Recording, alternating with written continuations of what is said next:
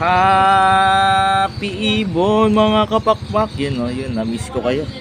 Na-miss ko kayo. Happy Ibon mga kapakpak. Welcome, welcome. Siyempre, oy, labas tayo para mas maliwanag. Bigyan natin kung sakto. Happy Ibon mga kapakpak. Again, welcome sa official YouTube channel natin. At siyempre sa official Facebook natin na Dan Sibunan. Yan, Kwentuang Ibon at kung ano-ano pa. Kapakpak, first time mo dito sa YouTube channel natin. Share mo na to. At syempre like mo na rin para at least kung meron tayong mga bagong videos una ka nakakapanood. Again, sana sakto yung pagkaka-video natin. Welcome dito syempre sa lugar natin. Located po tayo sa 37 Consuelo Street, Marulas. Yan o, Valenzuela City. Yan. Dito po tayo sa mga nagtatanong. Andito po tayo sa NCR, sa Metro Manila po tayo kapakpak kasi marami pa po tayong mga tropa na taga-province na nagtatanong kung saan po ang area natin. Pwede po kayo bumisita dito from Monday syempre to Saturday. Open po tayo from 8 AM to 8 PM. Kung dadapo po kayo dito, nako, kapi-kapi tayo kapakpak. Yan. Again, napakaganda ng topic natin kapakpak. Kasi maraming nagtatanong sa atin na kung magsisimula sila mag-ibon, ano ba yung pinaka the best or may isa-suggest natin na isa sa mga magaganda nilang alagaan. Para sa akin ang isa sa mga magaganda talagang alagaan kung mag-i-start ka, itong mga hand feed. Yan, pwedeng pang regalo, pwede to sa mga kids nyo, pwede to sa mga senior citizen na pwede na talagang malilibang talaga sila. Yan. Pakita natin, ito yung mga set natin ng green opaline. Yung gutom na so sa mga nagtatanong,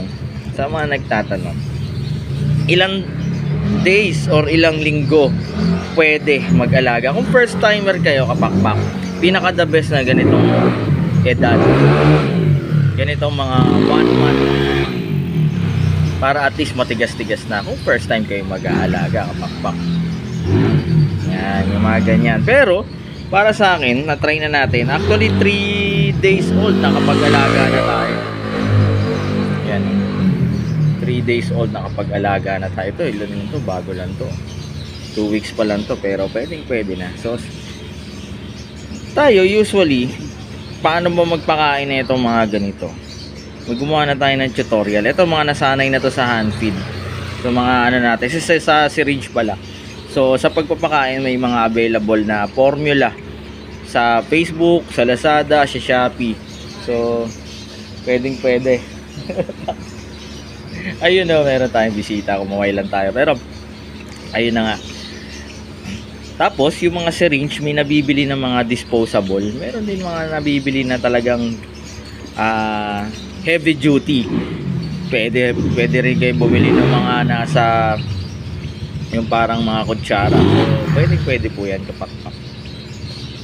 Yan. So, para sa akin, isa sa mga talagang pwedeng alagaan, itong mga hunted na to. Pwede ba maturuan to? So, mag-focus tayo dito sa Africa na.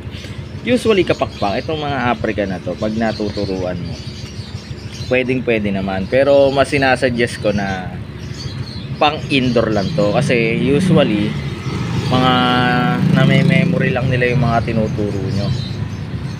So nakakatakot na ilabas to kasi mabilis silang magulo, lalo na pag may mga ingay, may mga kalapating sumabay. So usually natatakasan na kayo nito mga to. So sayang naman.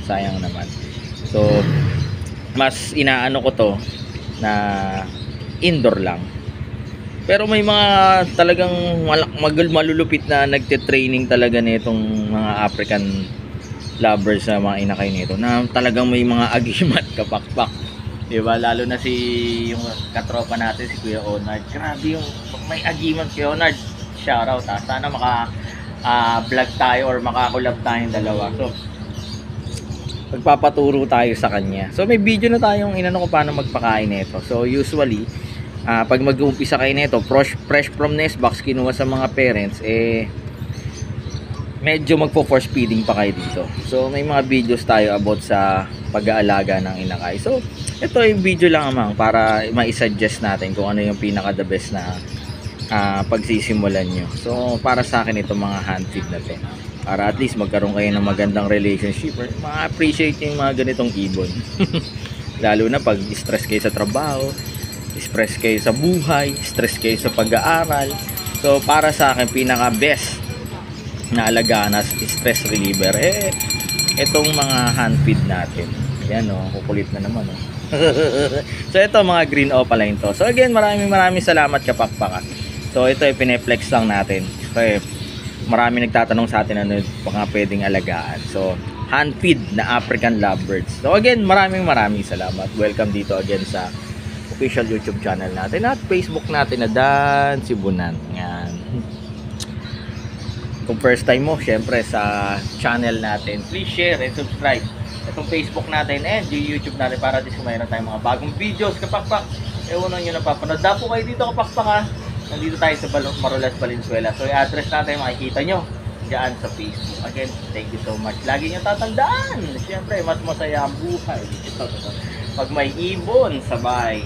In English, life is happier with birds at home. God bless sa lahat kapakpak. Ayun Bye-bye.